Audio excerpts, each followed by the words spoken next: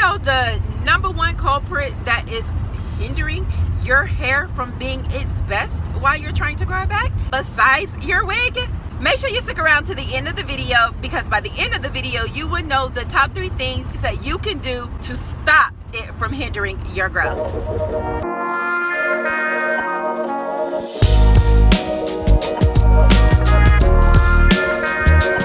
Welcome back to 2020 Clarity, hair growth on the go. Giving you all of the information you need all of 2020 to make sure you understand why your hair isn't growing back, what is taking it forever to grow back, and what you can do to reverse it and then never let it happen again. My name is Talitha, the Natural Hair Confidant, and on this channel I like to talk about all the tips and tricks and techniques you can use to reverse your traction and alopecia. So if that interests you, make sure you hit the subscribe button, make sure you hit that post bell notification so you know exactly when I post another video, so you don't miss out on any of the techniques that can help you reverse your traction and alopecia. So in today's video, I would like to discuss the number one culprit that is hindering people from having the happy hair days that they're looking for while they're trying to grow back their hair. And that number one culprit is bacteria and fungus.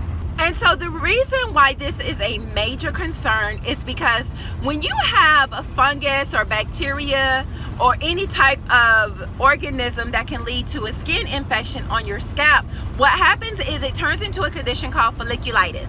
And what folliculitis is, the inflammation of the hair follicles. Now, when your hair follicles are inflamed, they go through the same process just like anything else that's inflamed on your body. They swell. Swollen hair follicles do not grow hair. They actually release the hair that is in them so that then they can start to heal themselves.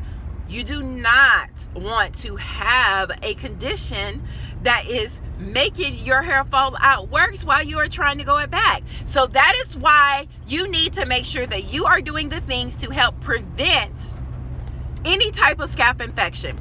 So I'm going to give you the top 3 culprits of what I have seen of my clients that are suffering with traction alopecia that I'm helping to grow their hair back, that is causing them to continue to get folliculitis or have hair loss.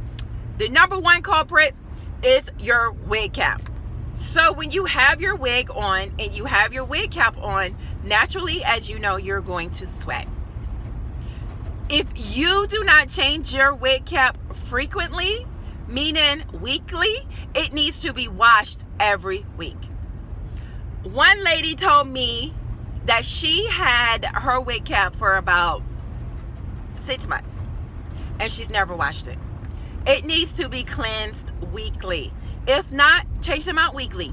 They're 99 cents, which adds up to almost $50 a year. So it's really just easier if you just wash it weekly. You can wash it during your normal routine, your normal hair routine. And if you're not washing your hair weekly, moving on, which brings me to culprit number 2. You should be cleansing your scalp weekly.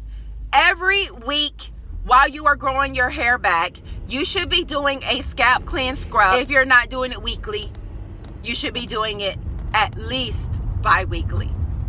You want your scalp to remain open and clear so that you can get in whatever hair growth products that are needed in order for you to reverse your traction alopecia. If you have a dirty scalp, your products that you are using to try to grow your hair back, it will never be effective without a clean scalp, ever. And so that brings me to culprit number 3. If you have a clean scalp, what you don't want to do afterwards is put a dirty brush on it. Your brush should be changed every 3 months. It should be a boar bristle brush as well, so that it's gentle and conditioning to the strands that you're growing in, because your new baby hairs need as much tender loving care as you can get. So you really should be using a boar bristle brush, but it should be changed every 3 months. When you change your toothbrush and when you change your air filters in your home, you should also be changing your hairbrush. Throw it out. You do not want to keep using it. You don't want to let bacteria set up in it. You don't want to clean your scalp and then have to put bacteria on it because you have a dirty brush. So I hope you found this information helpful. I hope that it helps you combat the bacteria that is in your hair. And if you would like to see more videos like so, please make sure you hit that subscribe button. Until next time, I wish you all the most growth. Take care.